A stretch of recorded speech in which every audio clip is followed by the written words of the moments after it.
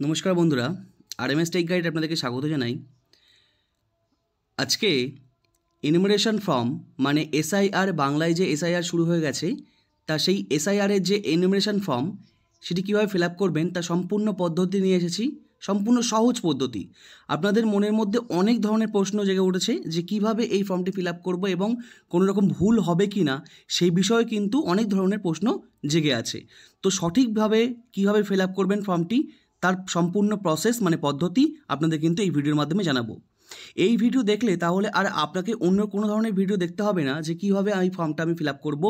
আমাকে তো already BLO যে আপনাদের বুথ লেভেল অফিসার যে আপনাদের বাড়িতে বাড়িতে ফর্ম দিয়ে গেছে, আপনাদের ফর্ম এসআইআর এনুমারেশন ফর্ম কিভাবে আপনারা এই ফিল আপ করবেন তার সম্পূর্ণ পদ্ধতি কিন্তু আমি ভিডিওর মাধ্যমে জানাবো। একদম চিন্তা করার কিছু নেই, এই সম্পূর্ণ পদ্ধতি দেখবেন আর সেই সেম পদ্ধতি দেখার পর আপনারা এই ভিডিওর মাধ্যমে সম্পূর্ণ ভিডিওটি দেখার পর আপনারা কিন্তু সহজেই ফর্মটি ফিল আপ করতে পারবেন। বা আপনারা এই ভিডিওর মাধ্যমে সম্পূর্ণ পদ্ধতিতে ফর্মটি ওপেন করে মানে ফর্মটি বার করে তারপরে কিন্তু আপনারা এই ভিডিওর মাধ্যমে সম্পূর্ণ ফর্মটি ফিল আপ করতে পারেন। অলরেডি বিএলও মানে বুথ লেভেল অফিসার যারা আছে অলরেডি গ্রামে গ্রামে এবং শহরে কিন্তু ফর্ম দেওয়া শুরু করে দিয়েছে ইতিমধ্যে, এবং আপনাদের বাড়িতে আশা করছি ফর্ম চলে এসেছে অনেকের। তো তারা অনেকে চিন্তা করছে কীভাবে ফর্মটি ফিল আপ করবো, কোনো রকম ভুল হবে কি না। তো সেক্ষেত্রে আপনাদেরকে পুরো সম্পূর্ণ স্টেপ মানে পদ্ধতি যেভাবে আপনাকে দেখাবো আপনারা সেইভাবেই ফর্মটি ফিল আপ করবেন। কোনো রকম এখানে কোনো ভুল করবেন না, তাহলে কিন্তু সমস্যার সম্মুখীন হতে হবে বা আপনাদের কিন্তু এই ফর্মের সমস্যা দেখা দিলে তাহলে কিন্তু আপনাদের যে প্রথম খসড়া তালিকা প্রকাশিত হবে SIR enumeration form fill up করার পর, সেখানে কিন্তু নাম উঠতে সমস্যা হবে। তো সম্পূর্ণ পদ্ধতি দেখবেন, সম্পূর্ণ স্টেপ বাই স্টেপ দেখবেন, তারপরে কিন্তু ফর্মটি ফিল আপ করবেন। এই ফর্মটি ফিল আপ করার আগে আপনাদেরকে অবশ্যই একটা বিষয় জানিয়ে রাখি। সেই বিষয়টি হচ্ছে, যখন আপনাদের বাড়িতে এই ফর্মটি বিএলও মানে বুথ লেভেল অফিসাররা দিয়ে যাবে, তখন আপনারা এই ফর্মটিকে একটি জেরক্স করে নিতে পারেন। মানে জেরক্স করার পরে সেই ফর্মটিতে লিখতে পারেন, তাহলে কিন্তু ভুল হওয়ার সম্ভাবনা কিন্তু একটু কম থাকে। তো সেক্ষেত্রে আমার প্রেফারেন্স অনুযায়ী আপনাদেরকে জানালাম যে অবশ্যই একটা জেরক্স করে আপনারা ফর্মটি সেখানে ফিল আপ করবেন, তারপরে আপনি মেন ফর্মে ফিল আপ করবেন। খুব সহজেই কিন্তু এটি ফিল আপ করতে পারবেন। বা যদি আপনারা ডাইরেক্ট ফর্মটা যে অরিজিনাল ফর্ম দিয়ে গেছে আপনাদের কাছে, দুটো কপি দিয়ে গেছে, সেখানে কিন্তু ফিল আপ করতে পারেন জেরক্স না করেও, যদি আপনাদের কনফিডেন্স থাকে ফুললি যে কোনো রকম ভুল লিখতে পারবেন না, তাহলে আপনি নিজেই ফিল আপ করতে পারবেন, কোনো রকম সমস্যার সম্মুখীন হতে হবে না। তো চলুন আর দেরি না করে দেখে নেওয়া যাক যে এই এনুমারেশন ফর্ম অ্যানেক্সারি 3 ফর্মটি যেটি আছে এসআইআরের কীভাবে আমরা ফিল আপ করব। প্রথমেই দেখতে পাবেন ভোটারের নাম। প্রথমে দেখতে পাবেন ভোটারের নাম আছে।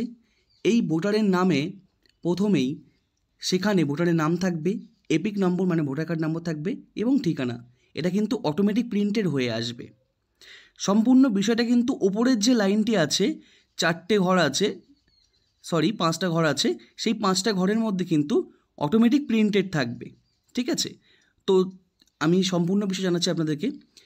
প্রথমে ভোটারের নাম থাকবে, এপিক নম্বর মানে ভোটার কার্ড নম্বর থাকবে এবং ঠিকানা থাকবে, আপনাদেরকে ঠিকানা থাকবে অলরেডি। সেক্ষেত্রে এখানে কোনো ফিল আপ করার কোনো প্রয়োজন নেই।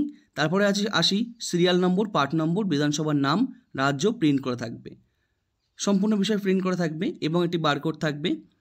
আর ভোটার কার্ডের ফটো প্রিন্ট করা থাকবে, মানে আপনাদের যে কাছে এখন এই মুহূর্তে রিসেন্ট যে ভোটার কার্ডটি আছে, যে এখনকার যে ভোটার কার্ডটি আছে, সেই ভোটার কার্ডের ছবিটি আছে, সেই ছবিটাই কিন্তু প্রিন্টেড অবস্থায় ফর্মটি আসবে। মানে প্রিন্ট করে কিন্তু আপনাদের কাছে বিএলও এই ফর্মটি নিয়ে আসবে, আপনাদেরকে দেবে, অটোমেটিক কিন্তু সেই ছবিটি থাকবে। তারপরে আপনারা রিসেন্ট তোলা নিজের পাসপোর্ট সাইজের রঙিন ছবি লাগাতে হবে। মানে আপনাদের নিজস্ব যে রঙিন ছবি আছে, মানে ছবি তুলে সেখানে কিন্তু আপনাদেরকে এটা পেস্ট করে মানে লাগাতে হবে। একদম রিসেন্ট ছবি লাগাবেন। এক্ষেত্রে রিসেন্ট মানে হচ্ছে একদমই 1 সপ্তাহ বা 10 দিনের মধ্যে যে ছবি তুলেছেন সেই ছবিটি কিন্তু আপনারা এখানে বসিয়ে দেবেন। তারপরে আসি নেক্সট স্টেপে। তারপরে আসি আমরা ডেট অফ বার্থ মানে জন্ম তারিখ।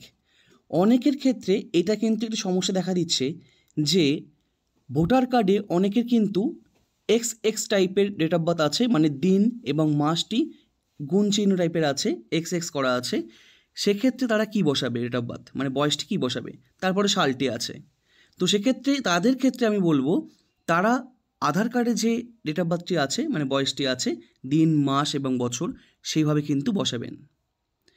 আর যাদের অলরেডি মানে আপনাদের যাদের ভোটার কার্ডে ডেট অফ বার্থ মানে বয়স সম্পূর্ণভাবে দিন মাস মানে বছর হিসাবে দেওয়া আছে, আপনারা কিন্তু সেটা বসিয়ে দেবেন। এটা সম্পূর্ণ বুঝতে পেরেছেন। আধার নম্বর অপশনাল করা আছে ঠিকই, আধার নম্বর কিন্তু অপশনাল করা আছে, সেক্ষেত্রে কিন্তু অবশ্যই আধার নম্বরটি এখানে না দিতেও পারেন, কিন্তু আমার মতে আমি আপনাদেরকে জানাবো এখানে আধার নম্বরটি কিন্তু অবশ্যই বসিয়ে দেবেন, তাহলে লিঙ্কের কিন্তু কোনো রকম সমস্যা হবে না। একদম ঠিক শুনছেন, যখন আপনাদের আধার কার্ডের সঙ্গে ভোটার কার্ডের লিঙ্ক করতে বলবে তখন কিন্তু অটোমেটিক এই এসআইআরের ফর্মের সঙ্গে যদি আপনি আধার নাম্বার দিয়ে দেন তাহলে কিন্তু অটোমেটিক লিঙ্ক হয়ে যাবে, আপনাদের কিন্তু আর সেকেন্ড টাইম লিঙ্ক করতে হবে না। এই যে ফর্মটি আছে এটা কিন্তু ইংলিশ ল্যাঙ্গুয়েজে এটা দেওয়া হয়েছে। অনেকের ক্ষেত্রে কিন্তু গ্রামে গ্রামে যাদের ফর্ম দেওয়া হচ্ছে বাংলা ল্যাঙ্গুয়েজে, তো সেক্ষেত্রে অনেকে বুঝতে অসুবিধা হচ্ছে, তো তারা অবশ্যই কিন্তু এই যে ফর্মটা আমি দেখাচ্ছি সেখানে বাংলায় সব কিছু লিখে দেওয়া আছে, সম্পূর্ণ আপনারা ভিডিওটি দেখলে সম্পূর্ণ বুঝতে পারবেন। তারপরে আসি মোবাইল নম্বর একদম আপনাদের চলতি যে মোবাইল নম্বরটি আছে সেই মোবাইল নম্বরটি বসিয়ে নেবেন। তারপরে কি আছে ফাদার্স নেম, গার্ডিয়ান নেম, বাবার নাম বসিয়ে নেবেন অবশ্যই, গার্ডিয়ান নেম যদি আজ থাকে গার্ডিয়ান নেম বসাবেন, ভোটার কার্ডে যেভাবে নাম আছে আপনার বাবার নাম সেইভাবেই কিন্তু বসাবেন। Father guardian epic number if available, যদি আপনাদের বাবার ভোটার কার্ড থাকে তাহলে সেই ভোটার কার্ডের নাম্বারটা কিন্তু অবশ্যই বসিয়ে নেবেন। মায়ের নাম, তারপরে মায়ের নামটি বসাবেন ভোটার কার্ড অনুযায়ী, আপনার মায়ের ভোটার কার্ডে যে নামটি আছে সেই নামটা বসাবেন। তারপর মায়ের ভোটার কার্ড, তারপরে আছে কি মাদার ইপিক নম্বর, তো সেখানে মাদার ইপিক নম্বরটাও কিন্তু মায়ের ইপিক নম্বরটা কিন্তু আপনাদের মায়ের ভোটার কার্ডের যে নাম্বারটি আছে ভোটার কার্ডে সেটা কিন্তু বসিয়ে নেবেন। স্পাউস নেম ইফ অ্যাভেলেবেল, যদি স্বামী বা স্ত্রীর নাম থাকে তাহলে কিন্তু বসিয়ে নেবেন, অবশ্যই এখানে কিন্তু বসাবেন। যদি আপনারা বিবাহিত হন সেক্ষেত্রে কিন্তু অবশ্যই বসাবেন, যদি আপনি ছেলে হয়ে থাকেন তাহলে অবশ্যই আপনার ওয়াইফের নামটি বসাবেন, যদি আপনি কোনো রকম মহিলা হয়ে থাকেন তাহলে কিন্তু অবশ্যই আপনি হাজব্যান্ডের নামটি বসিয়ে নেবেন। তারপরে spouse epic number if available, মানে হচ্ছে স্বামী বা স্ত্রীর ভোটার কার্ড নম্বর স্বামী বা স্ত্রীর যে ভোটার কার্ড নম্বরটি আছে তারপরে কিন্তু বসিয়ে নেবেন। তারপরে আসি 2002 সালের লিস্টে যাদের নাম আছে তাদের একটা পার্ট, এবং 2002 সালের লিস্টে যাদের নাম নেই তাদের কিন্তু আরেকটা পার্ট আছে। সম্পূর্ণ বিষয়টা হচ্ছে যে 2002 সালের এখানে কিন্তু বোঝার বিষয় আছে, এইখানে কিন্তু একটা ভাইটাল বিষয়, একদম এখানে স্কিপ করবেন না, সম্পূর্ণ বিষয়টি দেখবেন তাহলে কিন্তু বুঝতে পারবেন যে এখানে কিন্তু অনেকে ভুলভাল ডকুমেন্টের নাম বা সম্পর্ক বা অনেক ভুলভাল কিছু বসে ফেলছে, যার জন্য কিন্তু সমস্যার সম্মুখীন হতে হবে তাদের ক্ষেত্রে, তো এবং ফর্মটাও কিন্তু বাতিল হয়ে যেতে পারে। তো সেক্ষেত্রে অবশ্যই এই ফর্মটা কিন্তু অবশ্যই ফিল আপ করার আগে ভালো করে বুঝবেন, তারপরে কিন্তু ফিল আপ করবেন। 2002 সালের লিস্টে যাদের নাম আছে, মানে যদি আপনি এই ফর্মটা ধরুন আপনার নামে এসেছে, তো সেক্ষেত্রে আপনার 2002 সালে যদি নাম থাকে তাহলে কিন্তু আপনার বাঁ দিকের যে পার্টটি আছে সেটা কিন্তু আপনাকে ফিল আপ করতে হবে। সেটা চলুন দেখে নেওয়া যাক 2002 সালে যাদের নাম আছে তারা কীভাবে ফিল আপ করবে। প্রথমে ইলেকট্রন নেম মানে নিজের নাম, ভোটার কার্ডের যে ব্যক্তির 2002 লিস্ট নাম আছে, যার ফর্মটি নামে এসেছে, তার যদি 2002 লিস্টে নাম থাকে তাহলে অবশ্যই তার নিজের নাম কিন্তু বসাতে হবে এখানে ইলেকট্রন নেমে। ইপিক নম্বর 2002-এর যে ইপিক নম্বরটি আছে সেটা কিন্তু এইখানে বসাতে হবে। এইখানে কিন্তু একটি বোঝার বিষয় আছে, অনেকের ক্ষেত্রে এরকম সমস্যা হচ্ছে যে ইলেকট্রন নেম নিজের নাম, মানে আগে ধরুন আপনার ভোটার কার্ডে একটি নাম ছিল কিন্তু আপনি পরে কারেকশান করেছেন, মানে সংশোধন করেছেন ভোটার কার্ডটি, আপনি সংশোধন হওয়ার পরে ভোটার কার্ডটি কিন্তু চেঞ্জ হয়ে গেছে। তো সেক্ষেত্রে অবশ্যই আমি বলবো আপনার 2002 সালের লিস্টে যে নামটি আছে সম্পূর্ণ কিন্তু সেই নামটি বসাবেন, একদম ঠিক শুনছেন, সেই নামটাই কিন্তু বসাবেন। 2002 সালের যে লিস্টে আপনি ডাউনলোড করেছেন, লিস্টের যে ডাউনলোডের লিস্ট যেটি আছে সেইটা কিন্তু আপনি সেখানে নামটি দেখবেন এবং সেই নামটি কিন্তু বসাবেন। তাছাড়া কিন্তু এখন যে কারেকশান নেম হয়েছে সেটা কিন্তু বসাবেন না। কারেকশান নেম কোথায় বসাবেন? কারেকশান নেম বসানো কিন্তু কারেকশান নেম বসানোর জায়গা নেই, কারেকশান নেম কিন্তু অটোমেটিক আপনার প্রিন্টেড হয়ে আসবে, ঠিক আছে। তো এবার আসি ইপিক নম্বর। অনেকের ক্ষেত্রে এরকম হয়েছে, মানে ভোটার কার্ড নম্বর এখানে বসাতে বলছে, নিজের ভোটার কার্ড নম্বর। তো নিজের ভোটার কার্ড নম্বর অনেকের ক্ষেত্রে কি হচ্ছে যে আগে ছিল অন্য একটি ভোটার কার্ড নম্বর, ওল্ড ভোটার কার্ড নাম্বার ছিল, মানে পুরাতন। এখন যে ডিজিটাল ভোটার কার্ড এসছে সেখানে কিন্তু ভোটার কার্ড নম্বরটি ডিজিটালি নাম্বার এসছে। তো সেক্ষেত্রে অবশ্যই কিন্তু আমি এখানে বলবো যে ডিজিটালি ভোটার কার্ডটি আপনার কাছে আছে সেটা কিন্তু বসাবেন না, সেই নাম্বারটা বসাবেন না। যেখানে 2002 লিস্টে যে ভোটার নম্বরটি আছে, পুরাতন ভোটার কার্ডটি আছে, সেইখানে কিন্তু 2002 লিস্টে সেই ভোটার কার্ড নাম্বারটা কিন্তু বসাবেন। যে লিস্টে যেভাবে আছে 2002 লিস্টে সেইভাবেই কিন্তু সবগুলো বসাবেন। 2002 লিস্টে যদি আপনার ভোটার কার্ড নম্বরটি না থাকে, যদি ফাঁকা থাকে 2002 লিস্টের ঘরে ভোটার কার্ড নাম্বার ফাঁকা থাকে, তাহলে অবশ্যই আপনার পুরাতন যে ভোটার কার্ডটি আছে বার করবেন, সেখানে দেখবেন যে আপনার পুরাতন ভোটার কার্ড নাম্বার আছে, সেটা কিন্তু বসিয়ে দেবেন। আর যাদের ভোটার কার্ড নাম্বার 2002 লিস্টে আছে অলরেডি, তারা কিন্তু সেখানে সেটাই বসাবেন, এখানে সেটা বসাবেন। রিলেটিভ নেম, এইখানে প্রবলেমটা হচ্ছে রিলেটিভ নেম। অনেকে বাংলায় ফর্ম দিচ্ছে, তাই জন্য সম্পর্কের নাম এরকমভাবে আসছে ফর্মটি। তো সেক্ষেত্রে আপনারা বাবা অথবা মায়ের নামটি এখানে বসাবেন ভোটার কার্ড অনুযায়ী, মানে 2002 লিস্টে যে আপনারা ডাউনলোড করেছেন সেখানে দেখবেন পিতা বা মায়ের নাম আছে, যেখানে যে নামটি আছে, বাবার নাম থাকলে বাবার নাম বসাবেন, মায়ের নাম থাকলে মায়ের নাম বসাবেন 2002 লিস্টে। রিলেশনশিপ মানে বাংলায় লেখা থাকবে সম্পর্ক, মানে কার সম্পর্ক এইটা হচ্ছে জানার বিষয়। এখানে হচ্ছে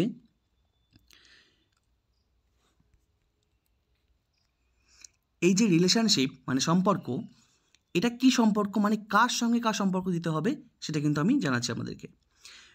রিলেটিভ নেম যখন দিচ্ছেন, মানে যদি আপনি মায়ের নাম দেন তাহলে মায়ের সঙ্গে আপনার কী সম্পর্ক সেটা বোঝাতে হবে, এবং যদি আপনি বাবার নাম দেন তাহলে বাবার সঙ্গে আপনার কী সম্পর্ক সেটা কিন্তু বোঝাতে হবে। যদি আপনি মায়ের নাম বসান তাহলে মা হিসাবে লিখবেন, এবং যদি আপনি বাবার নাম বসান তাহলে পিতা হিসাবে বসাতে হবে আপনাকে সম্পর্ক। ডিস্ট্রিক্ট মানে জেলা, আপনি কোন জেলায় বসবাস করছেন সেই জেলাটি। স্টেট মানে রাজ্য, সে রাজ্যের নামটি বসাবেন, পশ্চিমবঙ্গ অবশ্যই বসাবেন। এসি নেম মানে বিধানসভার নাম, আপনি যে বিধানসভায় বসবাস করছেন আপনি দেখবেন 2002 লিস্টে বিধানসভার নাম আছে, সেই বিধানসভার নামটা কিন্তু বসাবেন। তারপরে আছে এসি নেম মানে বিধানসভার নম্বর, আপনি দেখবেন 2002 সালে যে বিধানসভার নাম আছে, অনেকের ক্ষেত্রে কিন্তু এরকম হয়েছে 2002 সালে একটা বিধানসভার নাম ছিল এক, কিন্তু এখন হয়েছে আরেক, মানে চেঞ্জ হয়ে গেছে। তো সেক্ষেত্রে অবশ্যই 2002 যে এসআইআরের লাস্ট লিস্ট যেটি আছে 2002 লিস্ট, সেখানে যে বিধানসভার নামটি আছে সেটা কিন্তু বসাবেন, এবং সেখানে 2002 লিস্টে যে পার্ট নম্বর মানে বুথ নম্বরটি আছে সেই 2002 লিস্টেই কিন্তু বসাবেন।